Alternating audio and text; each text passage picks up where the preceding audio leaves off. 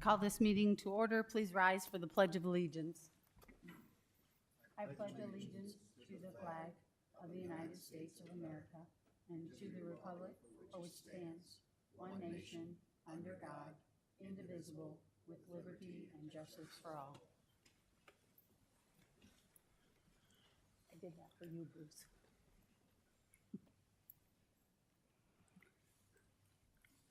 For roll call, I would just like it noted that Director Barnes is not here tonight. Thank you, Stacy, for putting that in there. Mission and vision statement. Director Beck, would you please read the mission and vision statement? Mission statement. The Davenport Community School District is dedicated to growing excellence in academics, the arts, and athletics for every child by ensuring the highest quality education in an environment shaped by our diverse community, preparing our students to be lifelong learners and productive citizens. Vision statement. Education that challenges conventional thinking, prepares all students to compete in a global society, and inspires our students, parents, staff, and community to answer the question, what if? Thank you. Guess I'll look at my screen here. Director Poston, would you please read the guiding principles? Guiding principles, opportunity. We provide abundant opportunities to empower students to reach their full potential academically, creatively, and socially. Collaboration. We foster an environment that allows students, families, and community stakeholders to come together for the betterment of our students' education and future. Transparency. We share relevant and important information with our students, families, and the community to maintain open and productive communication. Thank you. And Superintendent, would you please read the goal? Goal number 4, to foster the innovative use of finances, facilities, and staff. Thank you. Student board reports. Lucy, you get a gold star. So I have some news at West. We're working hard on improving our attendance. We're making gains on our chronic absenteeism. It's dropped by 4% since the start of the semester. And then as far as the music department, we started working on our spring musical, which is really exciting. We're going to be doing The Music Man, and there will be more updates to come with that. And then in athletics, spring sports have started up too, and I know track and soccer have been working really hard, and they even practiced over spring break. So Great, thank you. As soon as you get a date on that Music Man, let me know. Board reports. Any board member? Director Poston. Since our last meeting, I was able to visit Jefferson and participate in the coaching visit with the Amplify coaches. Tomorrow I'll be going to Truman to do the same thing, and then also on Wednesday to Walcott. Thank you. Anybody else? Okay. Communication. Open forum is a time for members of the community to give input at a board meeting regarding school district issues or concerns. Individuals who want to speak, please fill out an open forum request and give it to the board secretary prior to the open forum. The form is available in hard copy for in-person attendees or on the school board page of the district's webpage for those who want to participate virtually. Virtual participants must email their request to Stacy Blizzard at blizzards@davenportschools.org by 3 p.m. on the day of the board meeting. The board will not act on any issue presented during open forum if it was not published as an agenda item. Iowa Open Meetings law prohibits action on any issue that is not on the agenda. The president may set the amount of time allowed for individuals to speak, which will be 2 minutes. The board asks that no charges or complaints be made against individual employees of the district or community. Remarks that reflect negatively on the character or motive of any person will be called out of order. You'll be asked to state your name and home address prior to making remarks. Please note that board meetings are recorded and the recordings are available online. And I do have 3 open forum requests. The first one is Jeff Hager. Just push the button on the microphone, and it'll turn green, and then state your name and address. Jeff Hager, 601 South 12th Avenue, Marshalltown, Iowa. Good evening, board members and Superintendent Sneckloff and district leadership. Thank you for giving me the opportunity to speak with you today regarding concerns surrounding the renovation of the Frank L. Smart Middle School. I am here to summarize the findings presented by Bricklayers Local 8 based on an investigation into the masonry work being performed on this project. The findings raise serious concerns about safety, compliance, and the integrity of the construction process. Local 8 sent its findings to Superintendent TJ Sneckloff on January 26, 2026, via email as well as mail. To date, we have not received any response. The investigation identified significant problems with the required background check procedures.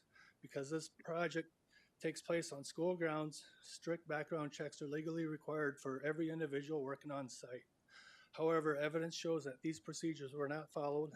A worker was instructed to provide only a name and address on the background check form. No social security number, no driver's license, and was still approved to work.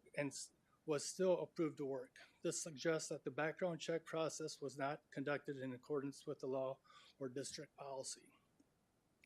The investigation also revealed that undisclosed subcontractor Manus Masonry is active on the project. This company was never listed as a subcontractor in the district records despite performing work on site. This lack of disclosure violates project requirements and prevents the district from properly overseeing who is working on its schools. Thank you for your time, and my coworker will follow up with more information. Jason Atwood.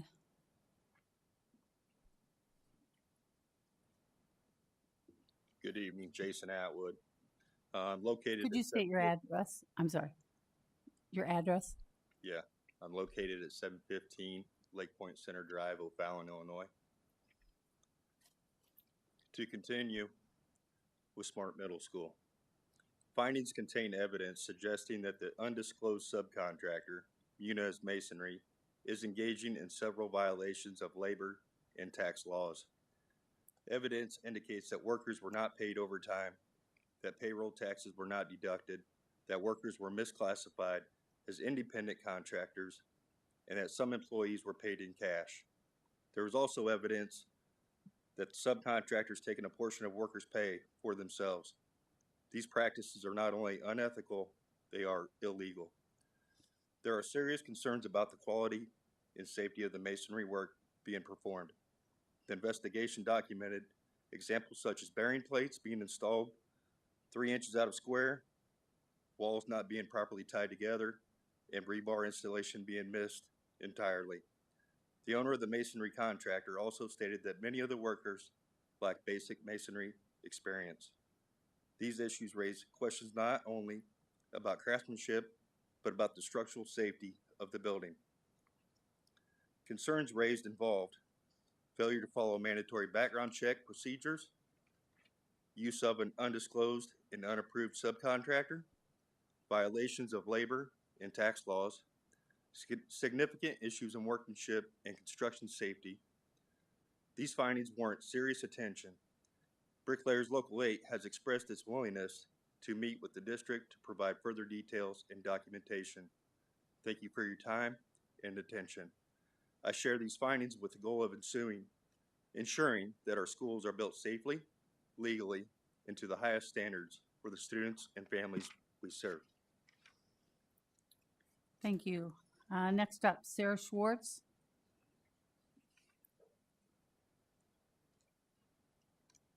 Hi there, Sarah Schwartz, 235 West Cedar Lane Drive in Walcott. I'm bringing forth an issue that has been becoming more and more of an issue with our district, and that's the communication between the schools and their guardians for the kids. At Walcott a couple weeks ago, there was an incident where a weapon was brought into the school grounds. The student brought the weapon and had threatened a couple of his classmates in my daughter's class. The incident was quickly taken care of, and the kids were all safe, which that's not our issue. But I didn't find out anything that had happened until I was driving with my daughter to an extracurricular activity, going 55 down the highway, and she blindsided me saying she doesn't feel safe. I had no incident about it. Like I said, completely blindsided, and I was not able to properly talk her through what had happened and be on the side of the school to ensure that she felt safe at the school. The principal did do good in going into the classroom, talking to them, and letting them know, on the school side that they would be safe. But nothing came home to the parents. Nothing was sent out, so I had no clue. Nobody in the class had any clue. And my wondering is how we as parents are able to help at home if we don't know what's occurring at the school. We can send out texts, emails, phone calls stating, school's going to be closed, but we can't even send out a quick communication just to that class stating, hey, there was an incident in the class. The students were talked to. I'm not even asking for details. I'm just wanting to know that something had happened so I can help walk through my student that still feels unsafe. She still tells me every day that she feels unsafe. And very, very anxious and not wanting to go to school. So I'm having to work double time to help her feel safe. I'm just wanting to maintain the relationships between students, administrators, teachers, and the guardians, and hoping that we can all be a part of a village and we should all act like it for them. Thank you.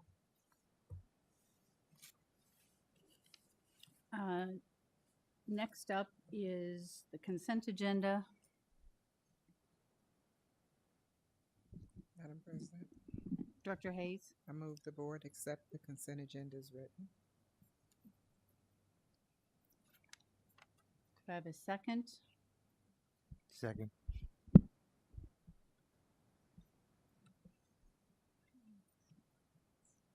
Are there any questions? All in favor say aye. Aye. Opposed, same sign. Motion carried.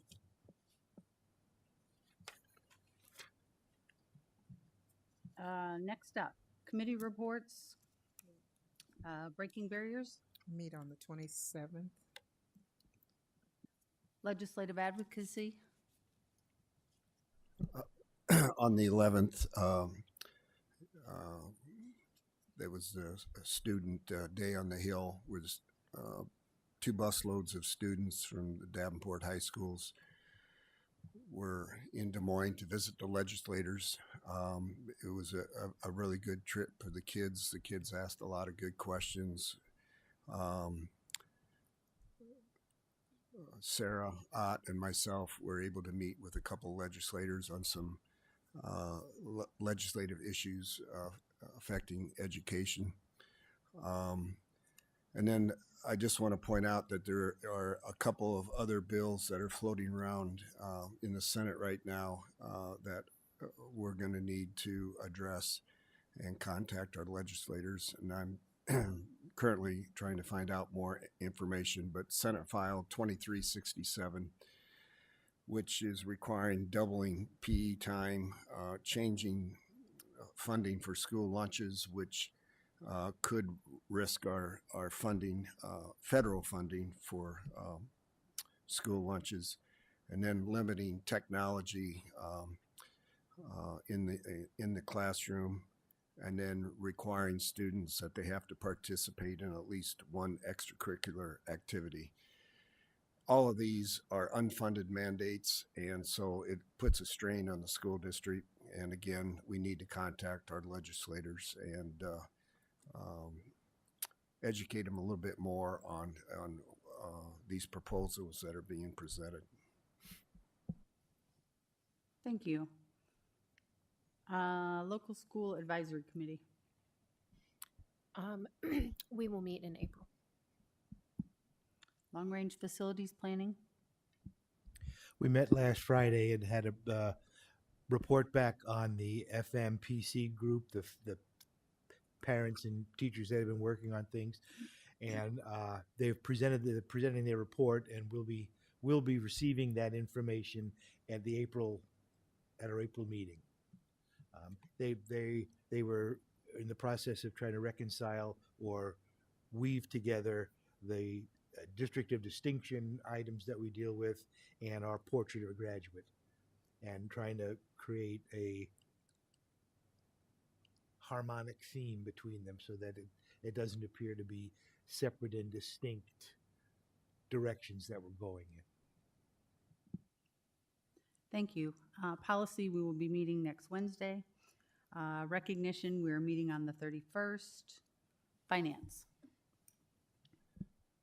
Later in the meeting, we'll be going and looking at our 5-year projection. Kevin, was there anything you wanted to present right now? Not at this time, other than we'll be meeting a week early in April to go over the budget before we have a first look at the budget for FY27 at the April 13th meeting.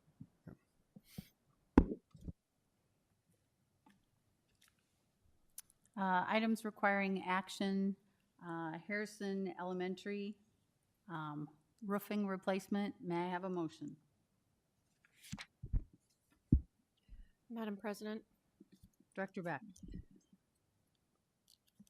I move the board award the Harrison Elementary roofing replacement to the lowest responsive bidder, Economy Roofing, for the base bid in the amount of $822,100. Second. It's been moved and seconded. Are there any questions? Director Beck. Josh, I know we've been doing quite a bit of roofing as things come due, and there had been some discussion of trying to sort of bundle. Is there any reason we can't do that with this one? In this case, we talked about doing some fluid applied roofing products to this building, but I decided not to go forward with that because of the addition we may do on the side of Harrison. So I don't want to redo that roofing twice if we have to cut into it or tie into it. So at this point, per our budget, where we kind of are sitting where we thought we had budgeted for this project, this is all I want to do with this project at this time. Okay. Dr. Poston. Josh, is the roof leaking now? It does have a few leaks in it, yeah, but not the section we're talking about fluid applied. That seems to be in pretty good shape. It's the section we're replacing. Okay. Any other questions? Seeing none, all in favor, say aye. Aye. Opposed, same sign. Motion carries. Next up, North High parking lot. May I have a motion? Madam President, Director Hayes. I move the board award the North High parking lot replacement and addition project to the lowest responsive bidder, Leverage Service LLC, in the amount of $689,460. Second. It's been moved and seconded. Are there any questions? Seeing none, all in favor say aye. Aye. Opposed, same sign. Motion carries. May I have a motion on Central High office remodel for security? Madam President, Director Beck. I move the board award the Central High secure entry and office renovation project to the lowest responsive bidder, Bill Bruce Builders, Inc., in the amount of $259,000. Could I have a second? Second. It's been moved and seconded. Are there any questions? Will this be done by next fall when school starts? That's the plan. Get it done over summer. Got it. Director Poston. So I voted against this originally because of what the initial estimate was. So what changed so drastically that the bid came in so much lower than the estimate? Nothing on the plans changed. It's just, a competitive market, and you don't know where they're going to end up as far as the project goes. So we had a lot of bidders, which is good. And so it just pushed the price down. Okay. Any other questions? Seeing none, all in favor say aye. Aye. Opposed, same sign. Motion carries.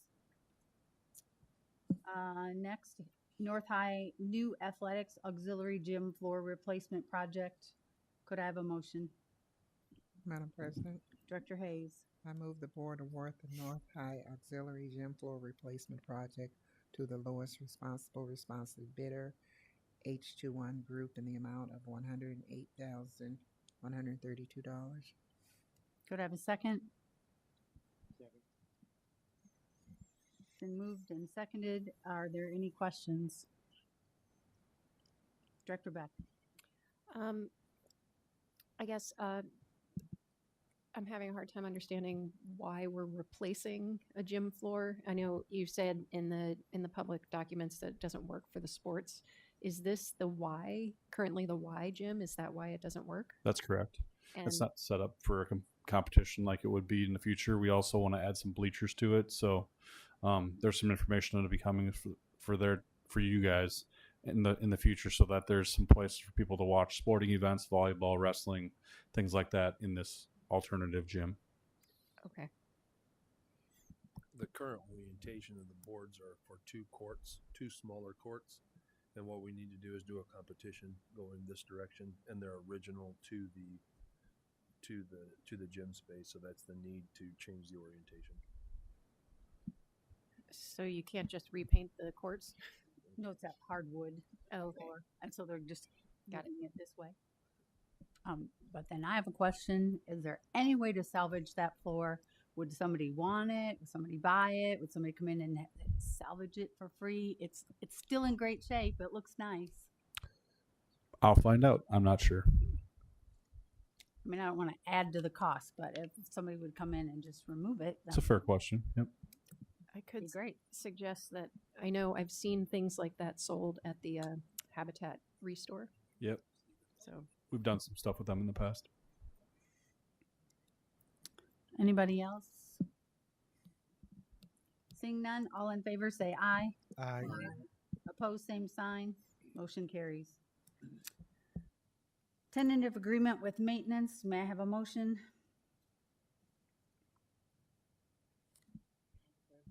Director Hayes?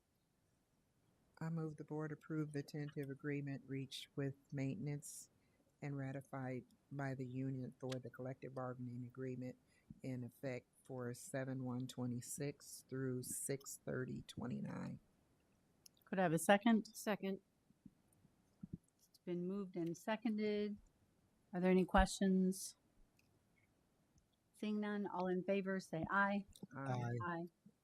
Opposed, same sign. Motion carries. Tentative agreement with secretaries. May I have a motion? Madam President, Director Potts?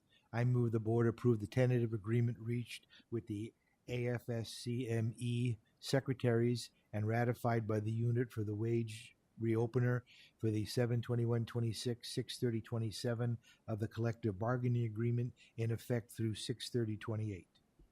Could I have a second? Second. It's been moved and seconded. Are there any questions? Seeing none, all in favor say aye. Aye. Opposed, same sign. Motion carries. Next up, tentative agreement with food and nutrition services. Could I have a motion? Madam President, Director Beck? I move the board approve the tentative agreement reached with AFSCME Food and Nutrition Services and ratified by the unit for the wage reopener for 7/1/26 through 6/30/27 of the collective bargaining agreement in effect through June 30th, 2028. Could I have a second? Second. I got Director Potts on that one. Any questions? All in favor say aye. Aye. Opposed, same sign. Motion carries. Tentative agreement with paras. May I have a motion? Madam President, Director Beck? I move the board approve the tentative agreement reached with AFSCME para-educators and ratified by the unit for the wage reopener for July 1st, 2026 through June 30th, 2027 of the collective bargaining agreement in effect through June 30th, 2028. Could I have a second? It's been moved and seconded. Any questions? All in favor say aye. Aye. Aye. Any opposed, same sign. Motion carries. Tentative agreement with custodial security and warehouse. May I have a motion? Madam Chair, Director Poston? move the board approve the tentative agreement reached with ASME Custodians Warehouse Security and ratified by the unit for the wage reopener for 7/1/26 to 6/30/27 of the collective bargaining agreement in effect through 6/30/28. Could I have a second? Second, It's It's been moved and seconded. Any questions? Seeing none, all in favor say aye. Aye. Opposed, same sign. Motion carries. Next up, tentative agreement with Davenport Education Association, DEA, teachers. Could I have a motion? Madam President, Director Beck. I move the board approve the tentative agreement with the DEA, Davenport Education Association, and ratified by the unit for the wage reopener for July 1st, 2026 through June 30th, 2027 of the collective bargaining agreement in effect through June 30th, 2028. Could I have a second? Second. It's been moved and seconded. Any questions? Seeing none, all in favor say aye. Aye. Opposed, same sign. Motion carries. Next up is non-bargaining group wages. Could I have a motion? Madam Chair, Director Poston. move the board approve a wage package increase of 2.8% for the non-bargaining group as previously discussed for 7/1/26 to 6/30/27. Could I have a second? Second. Director Hayes seconded. Any questions? All in favor say aye. Aye. Opposed, same sign. Motion carries. Next up is the administrator group. Could I have a motion? Madam President, Director Potts. I move the board approve the wage package increase of 2.8% for the administrators group as previously discussed for the 7/1/26 through 6/30/27. Could I have a second? Second. It's been moved and seconded. Any questions? Seeing none, all in favor say aye. Aye. Opposed, same sign. Motion carries. Next up is cabinet administrators. May I have a motion? Madam President, Director Hayes. I move the board approve the wage package increase of 2.8% for the cabinet administrators group as previously discussed for 7/1/26 through 6/30/27. Thank you. Could I have a second? Second. It's been moved and seconded. Any questions? Seeing none, all in favor say aye. Aye. Opposed, same sign. Motion carries. Next up, discussion items. JB Young Children's Village Pre-K. So we've been talking about the start of phase 2, and basically what we're asking for tonight is a preliminary look at what we think the expenses are going to be here. Where we've got to so far with Bray Architects is we have bolded in boxes what we think we can make it work here. But tonight, the discussion on the preschool here, and then the ability to move forward at our next meeting with hiring Bray Architects to really get the project moving forward so we can be done on the completion date necessary to start for the 27-28 school year. Josh is going to walk us through just what's sitting in front of us. It's been previously seen. But basically, tonight we're having a discussion, get the ball rolling for the next meeting. Josh? You stole my thunder. So that's a lot of what I was going to talk about exactly. But in front of you, you guys can see a couple of simple drawings. I think we talked about with you or presented to you a few weeks ago with Bray Architects, just kind of showing the rooms that would be renovated within the first floor of this building.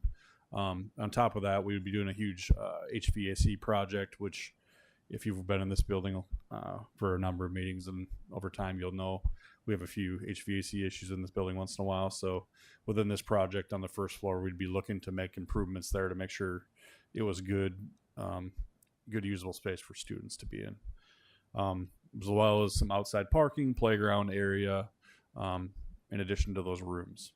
So that's kind of shown on that map also. The budget's looking around, what did I have on here? 5.8 million, I believe. And that's again a preliminary budget. So I'm just making sure that we're all on board with how much it's looking like it's going to cost. The next meeting we'll bring back Bray Architects to get them hired to start drawing it, and they can start meeting with our staff, students, maybe some families to get involvement of how do you want this set up, what do we want it to look like. So any questions? Director Beck? On the drawing, I can't read the labels. I apologize. Yeah, they say pre-K on them, so the darkly highlighted rooms in there say pre-K. All the dark stuff. Yep. So it's basically going to take up The most entire- of the space, and then this would be That's the gym, the gym. and I'm sure they would utilize that that. they would use. Okay, so what, like right now we have a food pantry, and what plans? I know we don't. It's not necessarily our food pantry, but what plans do we have to continue to help serve the community that way? And I know there is an after-school program in the building as well, which may not matter because it's after school, but just these are community services that are much needed in this area. So I was just wondering if we've started conversations about those. So the people on the first floor have been communicated with and given a time at when the first floor will need to be vacated, which we've given them almost a year's leeway to locate. The services that are down there are very few services there. The ones that you reached out to, we're going to continue to work and partner with and see if there are places. But our number one priority for us is that preschool down there. Unfortunately, that does change the first floor. It puts students back in this building, which we're very excited about, and it gives us an opportunity to maximize the number of roofs we have. And so the choice of, is this a community center or is this a preschool? That's the convergence that we were at, and the decision was let's turn it back into a preschool and an educational setting. And so we have been communicating with the people on the first floor, and we're going to continue to do so. Is that it? Excuse me, is that it? Director Beck? Yeah, I was just going to ask about entry, because right now, everything's kind of open, and I'm assuming for the preschool it's going to be completely separate. Can't have an entry for the public. And so where will So where the doors are going to be in separate places, I assume? At this point, the preliminary plan, I believe, is to have where the food pantry entryway is. That would be somewhere where we would make a loop through there for parents to drop off and pick up, things like that in that area. The kids would have a fenced-in area for their playground separated off from everybody so that they're safe. And that's, a huge part of that plan is making sure we have flow of traffic in and out of here and additional parking for staff, right? We're going to have more people here. Director Potts? Josh, I'm going to ask you a question so you can explain. Okay, you got some explaining. No. I mean, the general public, like, this is a school. There's classrooms are there.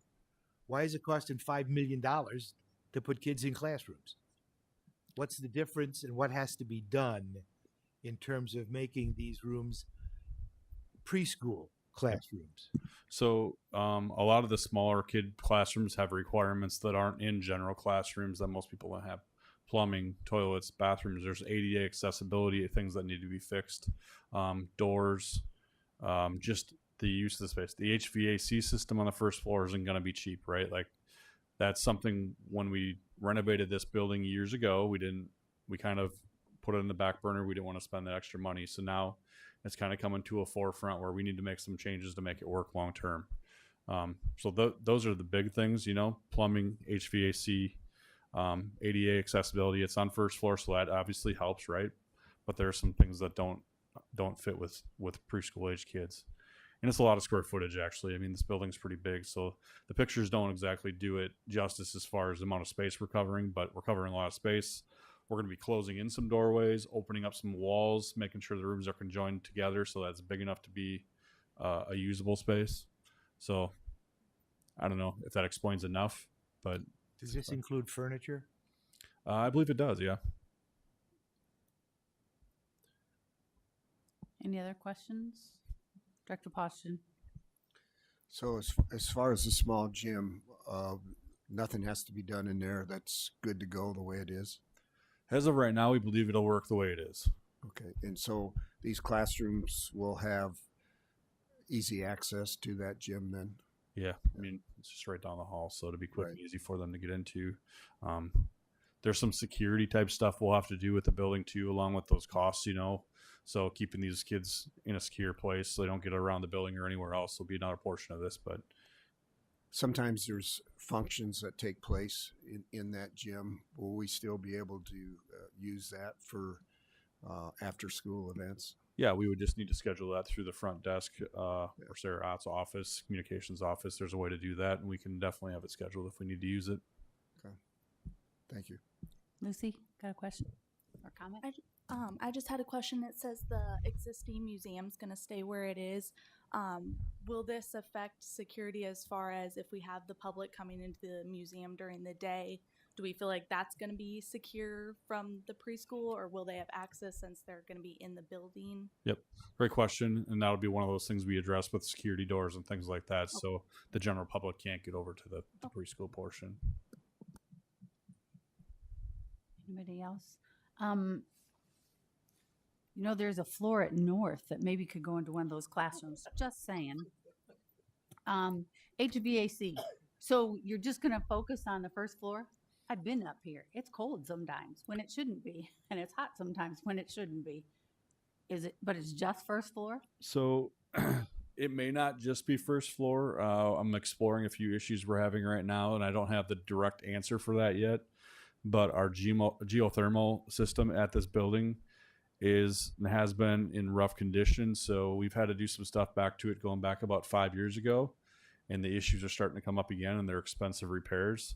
So now we're exploring whether we need to make a repair again or upgrade the system to something different because we can no longer repair it. And I don't know the answer to that yet because we're actually, I think tomorrow there's an appointment for somebody here to look at it, but that's just the truth of where we're at. Okay. And that would affect the whole building. That change would affect the entire building a little bit. Would it fix all the problems? No, but it would affect everybody. Yeah, because when I worked the food pantry down on that first floor, the air conditioning, when it's 90 degrees out, it didn't touch it. So it definitely needs a upgrade, but so does this whole building. Anybody else? Director Beck. Sorry, I know I love where after I was thinking about it for a while, where the playground's going to be because it's kind of buffered on both sides by a parking lot and then some green space to the locust side. I know we do get a lot of foot traffic through this property. And I know with some of our other, particularly the elementary schools, we've put up some chain link fence on just the yards. Is there a thought to putting up a low fence around the perimeter of the property with a gate, that can be closed to the parking lot just so people aren't trying to walk through as much? We haven't talked about that at all. Okay. I mean, it's something we could talk about, but we haven't talked about it. And I realize that having the playground there and the space between the playground and the building won't be accessible to the public, so that will cut down on some of that. Yep. But I know, just those corners. I understand what you're saying. That street area there might be worth thinking about. I wouldn't want to obscure anything or make it hard for people to park or see, but just something to keep foot traffic down. I think that fence we did talk around the playground was a little bit taller than normal. Right. Our standard playgrounds to make it a little more safe, but Okay. Superintendent? Where we are now is we're at a spot where we think this is doable. And so we're ready to hire the architects and move forward. So the feedback that the board gave us about where the playground should go and what does the parking situation look like, now we're going to have somebody dedicated full time. We'll put it in a real cadence where we're getting feedback from the community and the board, and then like Josh said, they'll start bringing the teachers and administrators in and the people in the community, be like, okay, what makes more sense to you? And then we'll put it on a cadence, bring it for the board to give feedback, which has seemed to be a successful.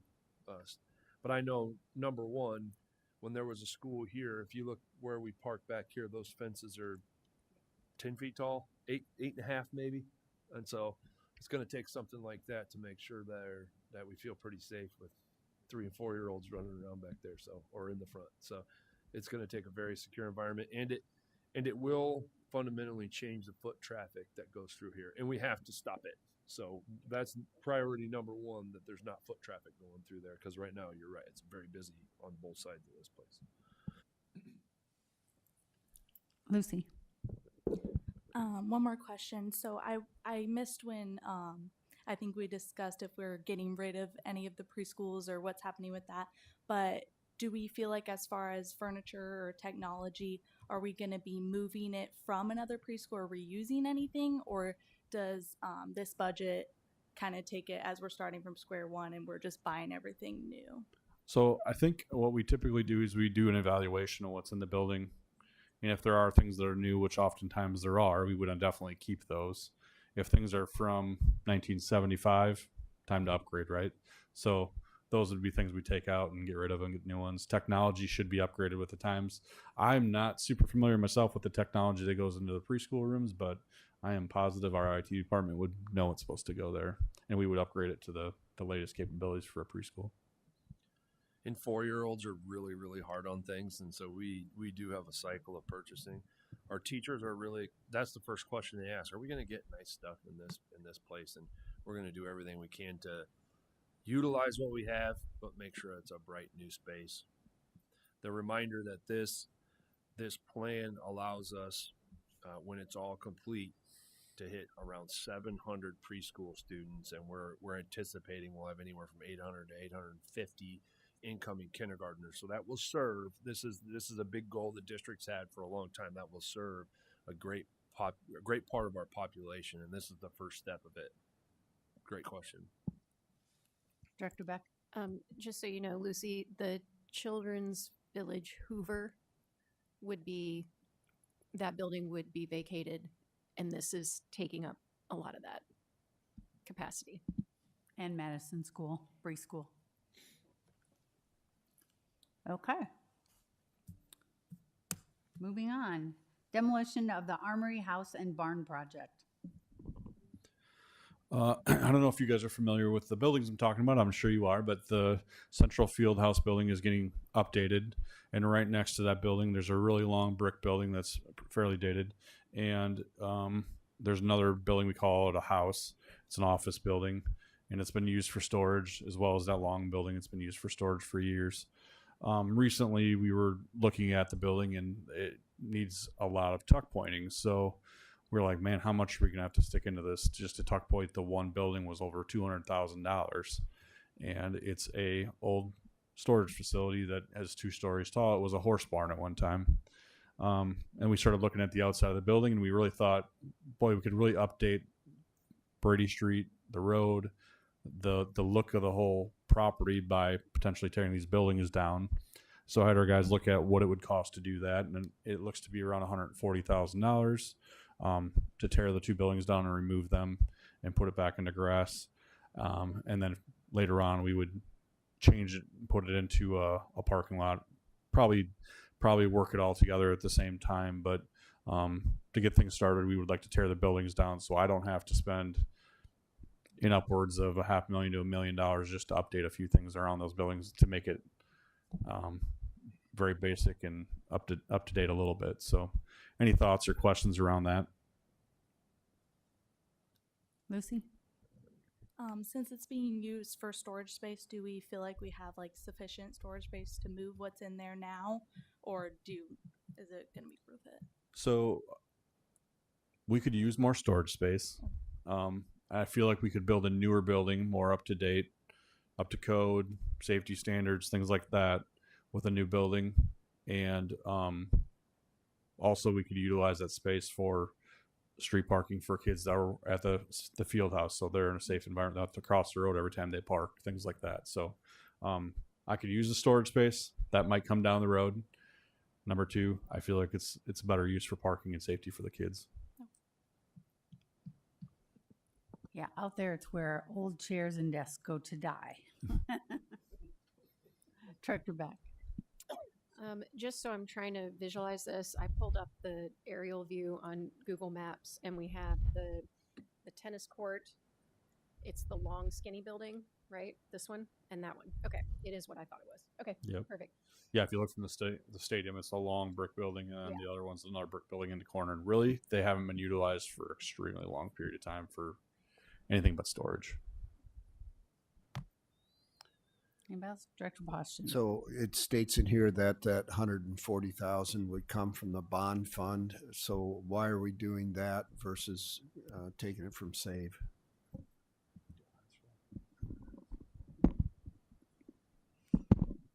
we have options. It could be from SAVE, it could be from PEPL, it could be from bond funds. When we receive the bond funds, one of the things we're going to try and do with all these projects, we may be shuffling them a little bit to get projects done with the bond funds first and then use the other. We're going to use one or the other. We're trying to avoid arbitrage with the second installment of money. So when we have the project to do, we could use bond funds. It fits on everything that we've passed and approved, but that's the main reason. Okay. So, I mean, so it's not critical which fund it comes from then, right? No, it'd be one of those three. Any other questions? Seeing none? Okay. 5-year financial projection for FY 27 through 31. So today you'll notice some special guests with us today. We have Bree Seifert and Corey Williams. They are going through their superintendent's program. And so this is a part of one of their classes. They've done an excellent job of working with us to create this. And so as confusing as this is, they've done a really good job trying to learn and understand. So if we don't make a lot of eye contact, we're looking at our copious notes.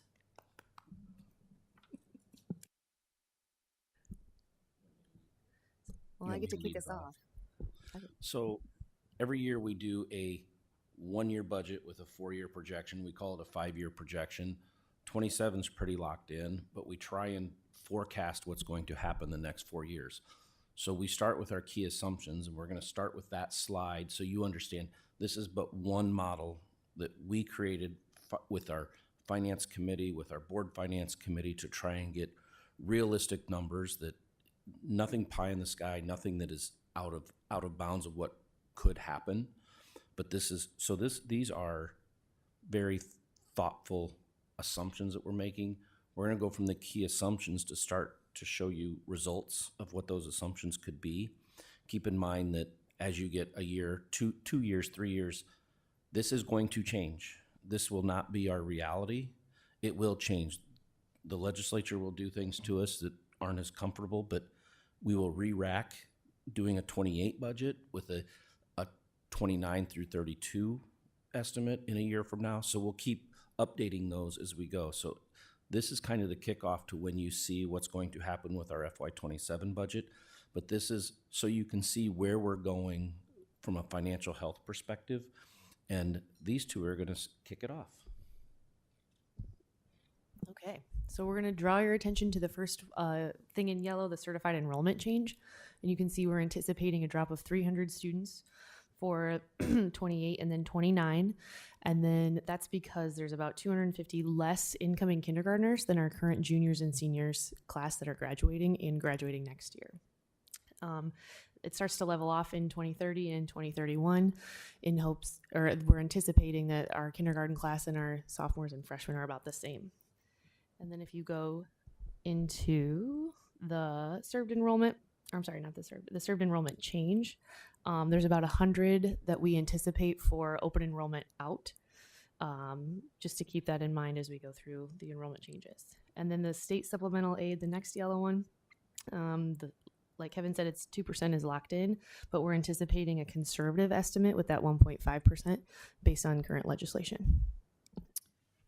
All right, and if you move down to the cash reserve levy piece of it, that is what we have on hand. So this is a maximum amount allowed, and it cannot exceed 20%. This is from our general fund, and this is worst case scenario. So cash reserve, this is the solvency, this is how much cash we have on hand as a district. Moving down to the modified aid for our ELL students. So that's the SBRC supplemental. That's what our serving our ELL students. So that is going out beyond the 5 years. ELL deficit and open enrolled out. It's not on that prior year account. So that's usually about a year behind. And then a fair special ed deficit is targeted at 8 million. Right now we're sitting at about a 9 million sped deficit. Our target is 8. So we're looking pretty decent there. Could we stop there? And anybody have questions on this top part? Lucy? Does the projected enrollment involve the new preschool? Because I know you said we're going to have like 500 or something like that. Does it still go down even with the additional? This enrollment does not include the preschool count. Okay. The preschool enrollment you can see going across right above the supplemental state aid. We are increasing about 20. We're anticipating about a 20 student increase each year. So there is a bump in preschool funding. Okay.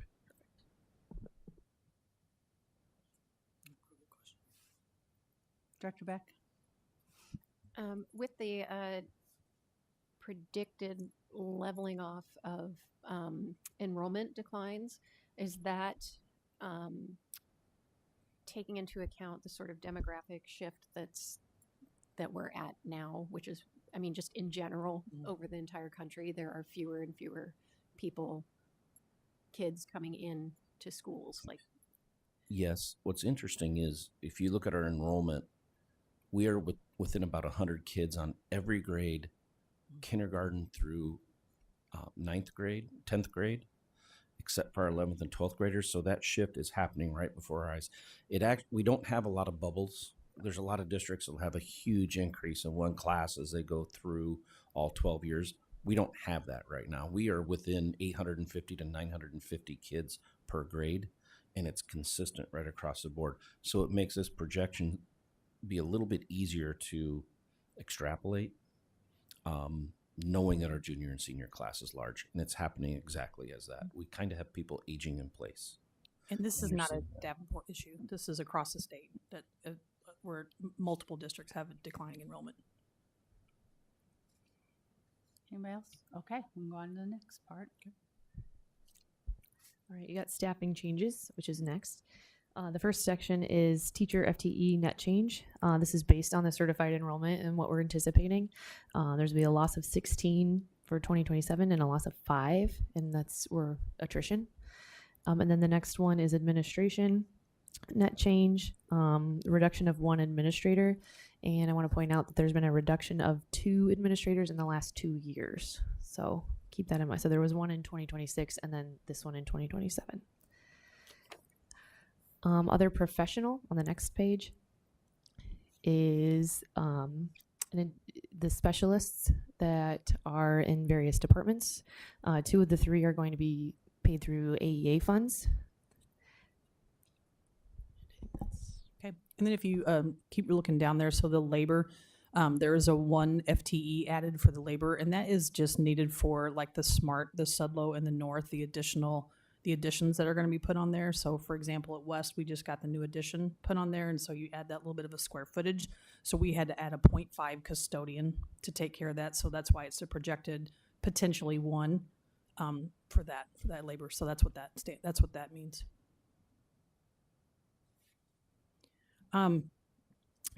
We're just not sure right now. The management fund down there, you'll look at that too, like Kevin, I think, alluded to. Right now, these are just some anticipated changes, and we've worked with Kevin a little bit kind of preparing for this, and I got to attend the trip to Des Moines as well too, and attend with Sarah Ott and Director Poston, meeting with some legislators. And so it's just trying to anticipate what they're going to do or not going to end up doing for us. And so we just want to see what ends up happening, and we want to have a really healthy balance here. And again, just be very conservative with that as we're projecting out multiple years. Are there questions about this section? Doing a good job. So that basically sums up the projections on this model. I could run 1,000 of these models with different things, but this is the one that we chose to at least show you a guide of where we're going. So next, we're going to show you some key results in this. So the first part is just when we project what our expenditures are, what our revenues are, this is where our ending fund balances are. This is very important so you can say, are we healthy? We talk mostly about our general fund, probably 90% of the time, but it's important that we look at all of our funds individually. So you can see that our fund balance in our general fund is ranging from about 30 million to into the 40 million range. This is a good balance to have. This goes to where you see our solvency.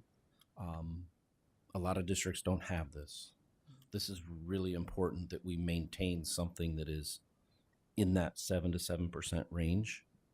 Our activity fund is floating along. Those typically are in that just shy of $1 million. It's actually doing really well on its own. The management fund that Corey alluded to, you can see that it's going up, but then we're also bringing it down. We do know that when the management fund funds things like property, workman's comp, those kind of things, those can be really expensive. We've seen a huge increase in our property insurance.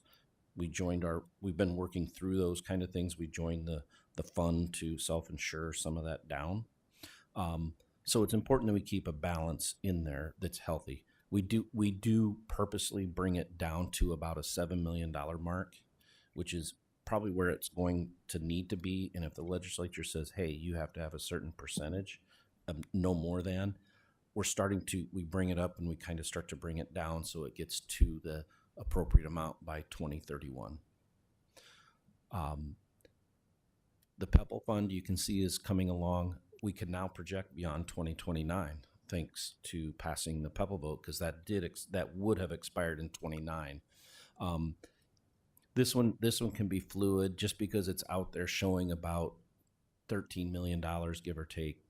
That could be used for certain things that we need to. If Josh need to have 3 roofs done in 1 year, you will see that number go down. But at least you can see there's a healthy fund balance with us using it approximately $8 to $9 million a year.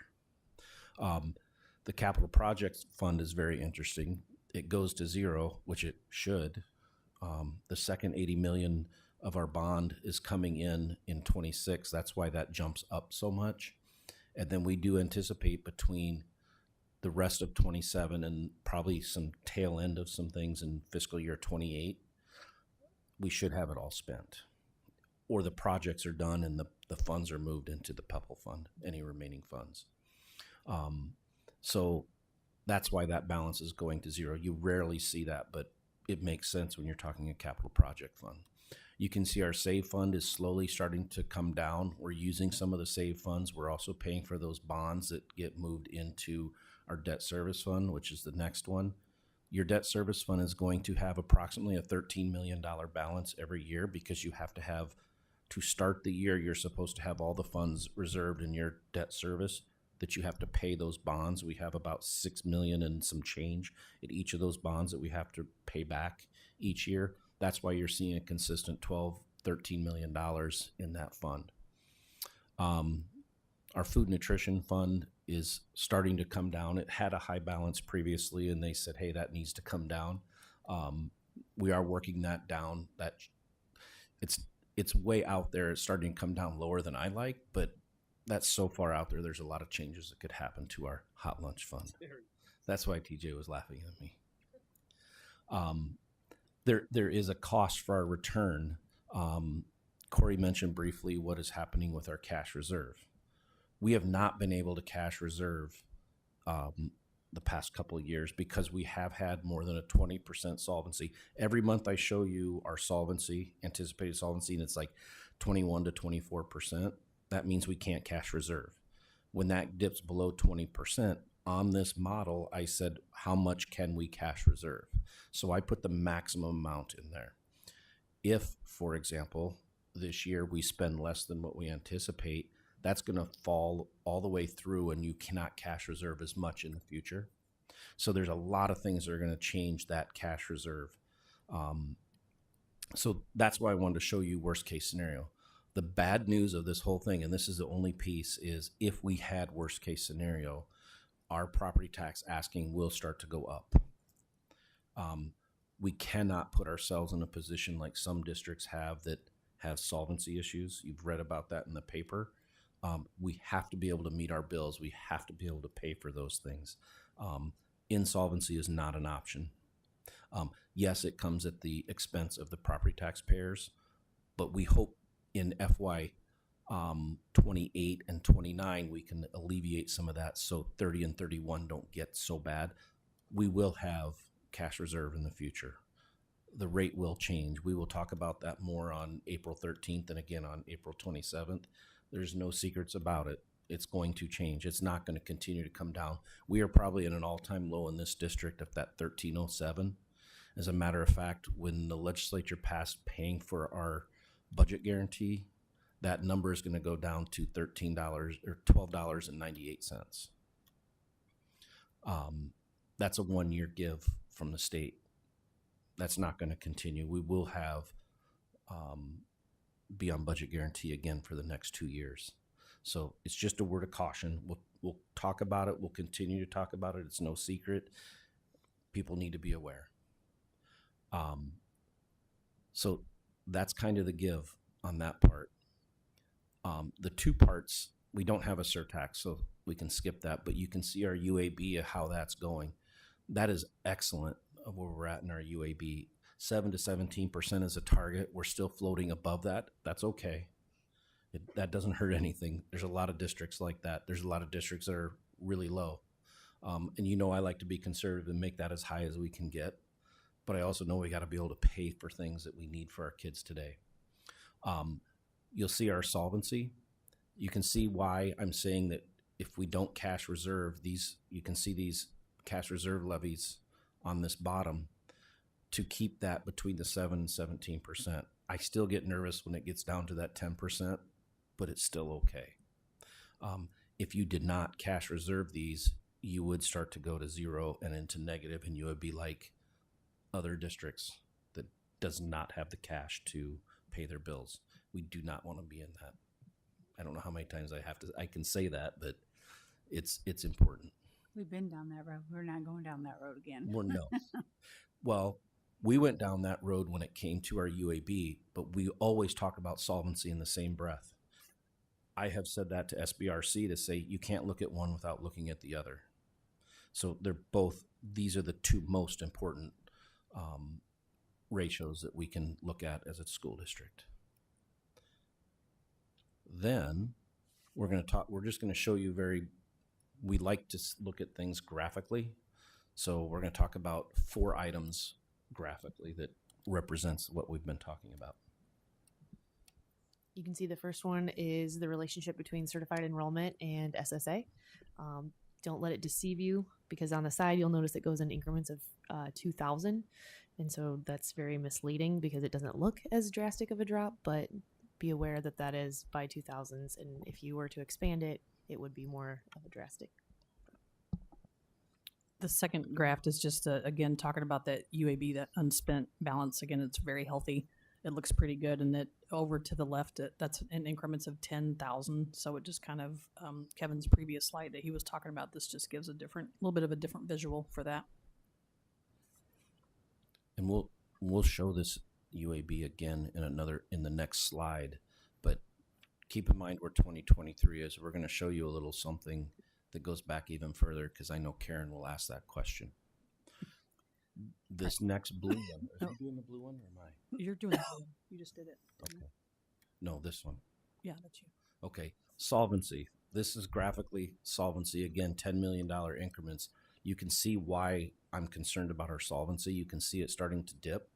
We're not allowed to cash reserve. I've said every single month, our solvency is going to come down as we spend further without a cash reserve. Cash reserve is coming back, and you can see what's happening. You can see it start to be on the rise, but if we can keep that even, that's kind of our next target, is try and not have such deep valleys and even it out. You can see that's happening with our UAB. We've got that humming along really well.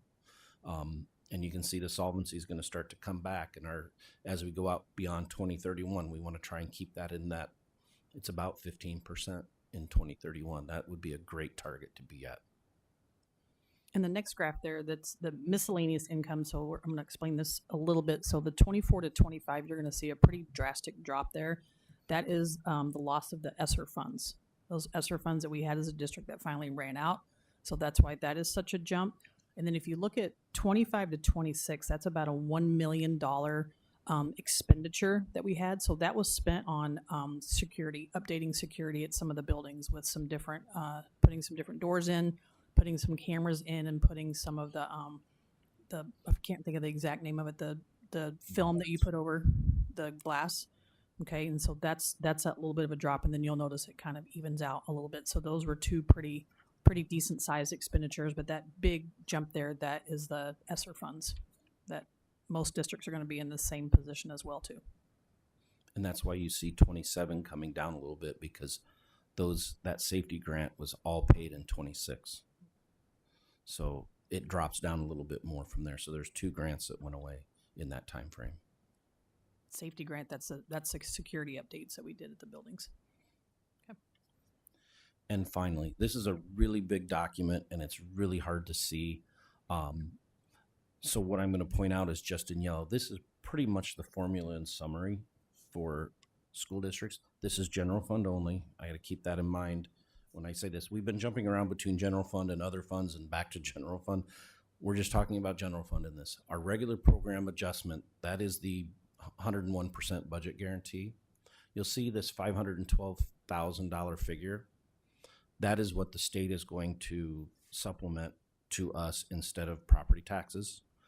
We will still have to pass a resolution to participate in the budget guarantee on April 27th. But that number is going to go off of the tax asking. It's going to come to us via state aid. And you'll see just in summary format, you can see, well, our dropout prevention is there. It was on the other slide. You approve that in November and December each year. You have control of that. Your SBRC requests are on here, and you can see a bit of the history of SBRC requests and where it's gone and where we project it's going to be. I keep those flat because trying to project those doesn't really move the needle a lot, but it's like if you have too many variables in the future, it can get really confusing to say, why is this happening? So that's why you see those being very flat from the latest numbers. Miscellaneous income, that's a big number. And yes, those were our ESSER funds, were our safety grant were, but you pretty much take your entire revenue, subtract your property taxes and your state aid and the miscellaneous categorical state aids that they give us, and that is your other miscellaneous income. It's your interest, it's your federal grants, and it's some of your other miscellaneous state grants, some fees, those kind of things that go into that. That's a number we have to project each year. In your expenditures, that's an estimate of expenditures each year, just general fund, and you can see where a UAB ratio that you've seen coming across. This is kind of the bottom of that page to show it graphically. And Karen, this is where you always ask this question because you like to see this. Look at what happened in FY21. If you were to put FY20 in there, we were negative something. That's astounding of where we've been and where we're going. Yes, we tried to get this to ramp up as quickly as possible. There's a lot of people that had a lot to do with this. And you can see we're kind of leveling of, and you look at what I put in yellow is our spending authority of how much we're spending. We were having to be so low in here, and we really had to keep it as low as possible. Now we're in a position where I use the phrase walk to the cliff. You've heard me say it so many times. You can see we're hitting that 100%. I'm not concerned if it's a slightly over 100%, but it's far enough out. We have to watch that and see what happens. But you can see that we're leveling our UAB, and that is absolutely fantastic of where we're at. Questions of these two? Ken? Director Beck. So I'm partly asking this just for the general public as well, but I always need a re-education on school finance. Am I right that one of the reasons our authorized budget was so much lower in, say, 2021 is because we did not have the rainy day fund that we needed to have, or we were spending more than we were bringing in? Is that why that was so low? It's because of a spending problem, yes. Okay. We were not living within our means. Right. So the percentage there, even though we were spending 97% of our authorized amount that we could spend, it wasn't healthy because we could only spend this much. Correct. In 20, you started in the hole. Right. So when you look at that, you're like, oh, Yeah. Okay. I just wanted to make sure that You're I was correct. understanding that properly. And then my other question is, I did notice that the ratio jumps fairly significantly. Well, not significantly from 25 to 26, but why is the UAB ratio so different from the percent authority spent, right, where we're closer to 100, but the UAB ratio is so much higher? the main reason it's a new calculation each year. Okay. But the biggest thing is how you project your spending. Okay. Okay. And then, sorry, one more question. How does cash reserve, like our rainy day fund, fit into this? Because we want to have, you know, you'd say you want all the cash reserve, right? You want a big pile of money, but you can't have the biggest pile of money. You have to spend some of it, a certain amount of it. So can you just kind of, for a layperson like myself who can't remember where they go? Cash reserve has nothing to do with UAB. Cash reserve is getting the cash to take care of things like, I'll give you an example. We have overspending of our ELL, both ELLs, and getting on-time funding for our open enrolled out and our special education deficit. Those aren't the only ones. I don't want to pick on special education as having a deficit, but when you have those things where you're underfunded by the state, Right. we have to provide those services. Those numbers erode away your cash position. This up here gets us back the authority. The only way to get back the cash is to cash reserve. That's why we target an $8 million special ed deficit. We manage our deficits. We don't eliminate them. We know we can't eliminate them, but we manage them so that we can try and keep an even tax asking. And it's really, really hard to do that. Okay. And this is another example. The deficits, like we're talking about, like you have to provide these services to those students. And so multiple districts, like we're also not the only district that carries a SPED deficit.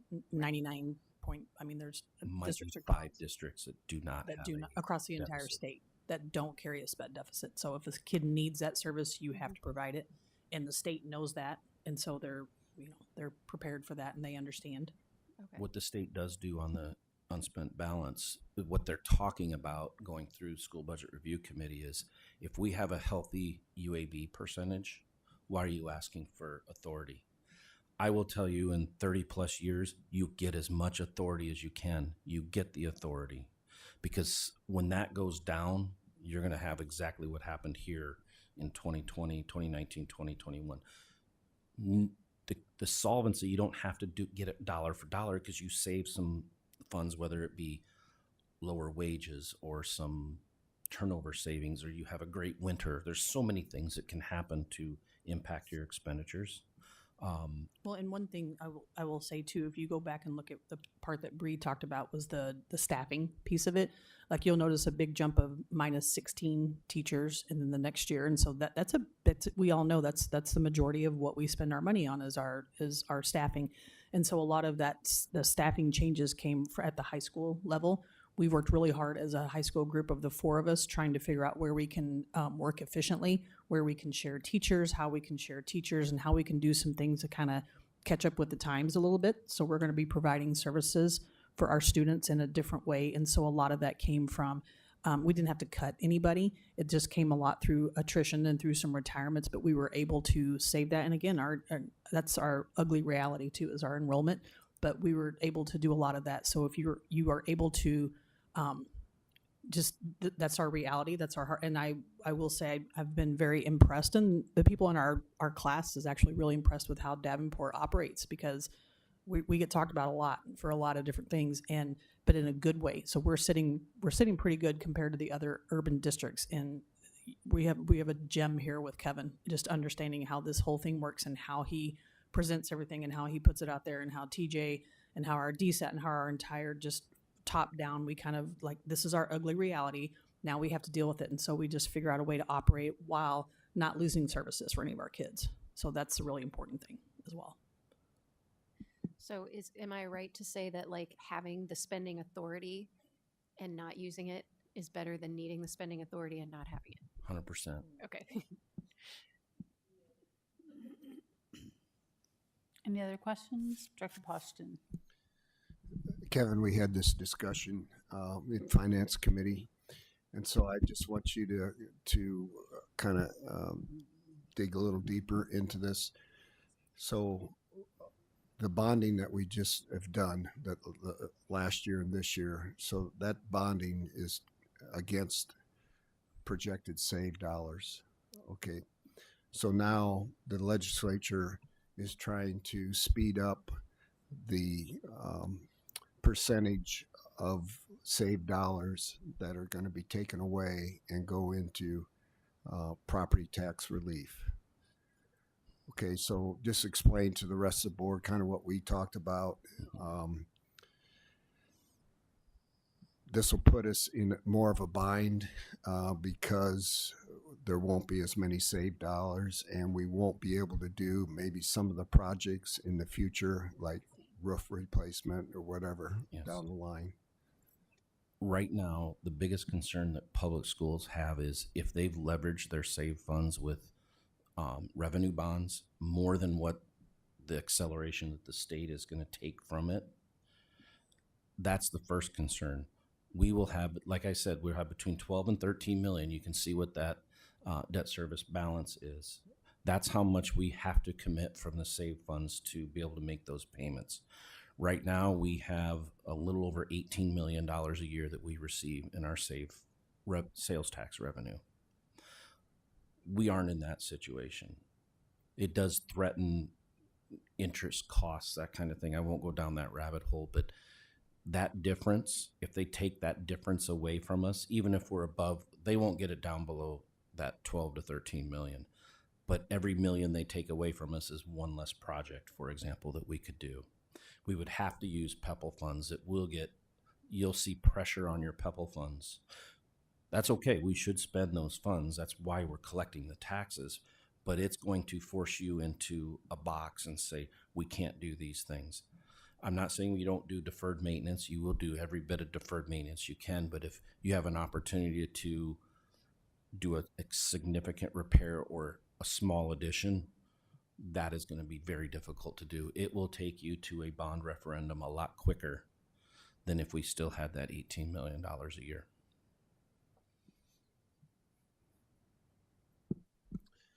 Okay.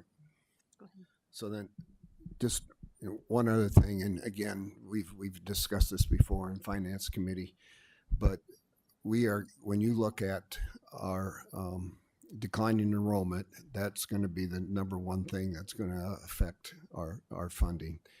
And so as a district, we're going to have to continue to right size the district, and we've got to be what I want to say, we've got to be on top of that all the time. We can't overlook it, and so there's going to be some tough decisions that we'll have to make down the road. But again, we're going to have to continue to right size the district. Anybody else? All good. Thank you very much. Corey, I wore the swag just for you.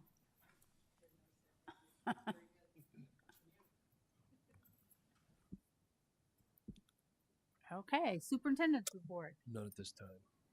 administrative report. None None at this time. time. Board requests.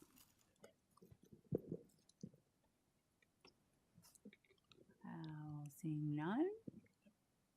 Board reflections. Start with Lucy. I just say I'm excited hearing about the new preschool. I think that's gonna be really fun. I really like the idea of it being kind of in your guys' area and you can interact with the kids and be one with the preschool. So I think that's gonna be really fun. Thank you. Director Potts? I think the fact that we've settled all of our contracts with all of our bargaining groups uh, reflects positively not only upon the board, but upon the relationship that we have developed with the people who work for us. Um, I think we have a very open and very trusting relationship. They know if we had more money, we'd pay them more money. You know, but I think that's an excellent credit to this district and the people who work for it. Director Poston. Well, just going over this 5-year projection is a huge thing for the district. It kind of sets a roadmap for what we need to do. You know, again, how we're going to right size the district. And I just want to thank Kevin for all the work he does with our finances. I mean, what he's presented to us, he has spent hours and hours on, and I appreciate everything you do for the district. Director Hayes. I too like the financial report, and also the two of you, how well you worked on it. And I know you have other things to do during your day, but it's a lot with the numbers, trying to make them make sense to you. And I'm just proud of you. It's almost like an extension of the Grow Your Own program to watch you two. Well, I'm proud of you both, and that was exciting to hear your explanation. Director Beck. Sorry. For me, the highlight was actually settling or voting on our tentative agreements. I can remember when we weren't getting that done until much later in the year, and times were more contentious. And I think Director Potts was right on that. We've done a lot of work to sort of build that trust again, and if we could, we would, give everybody all the money, but it's not unlimited. I also appreciate people coming to speak to us about issues that are important to them, and it's always good to hear from people who are sort of out in the district. Thank you. Director Yonke. Thank you. Being at the tail end, I just kind of get to echo people. So, for starters, I am always amazed by Kevin and the team with the 5-year projection. Amazing. From going with the Iowa School Board Association with the onboarding on that, it was, as I've shared before, it was amazing to sit there and go, yeah, our district does not have these problems. And very proud moment as somebody who has followed our district and some of the issues we have had in the past. So kudos to you, the team, all of it. Tentative agreements, absolutely. That is an amazing win to rebuild those trust and keep our staff. And to echo Director Beck here, I am always interested in and appreciative of our community members that are brave enough to come and speak and address issues. And of course, our board's willingness to try and assist and help resolve. So thank you. Superintendent. I echo a lot of what's been said. I think Kevin was signaling that our negotiations team was first in the state to settle those contracts. And that means that all of our vacancies are posted now, and we're aggressively going after those vacancies. This morning we reviewed some vacancies, and right now we only have 5 special ed teacher openings. I probably shouldn't put that out in the universe, but that's much better off than where we've been in the past, and that's a lot to do with that cadence that's set. I'm incredibly excited about the preschool opportunities that we're going to come to life here, and I really appreciate a lot of your questions today as well. I want to give a shout out to both Jamie and Kevin. I've been on the negotiations team on the other side of the table for years and years and years, and they're very upfront with the bargaining groups. There is a no hiding anything. It's very honest and open. Here's what we've got. They can plug in their numbers, figure it out. Every bargaining team, they do a really good job, and they work well together. 5-year projection, most districts don't do that. And so we are really looking ahead, and we never, well, we do once in a while want to look back, but we never want to get in that situation again. So 5-year projection puts us on the right track always. So seeing that, Director Potts, Hello. So move. could I have a second? Second. All those in favor of adjourning, say aye. Aye. Opposed? Meeting over. Thank you.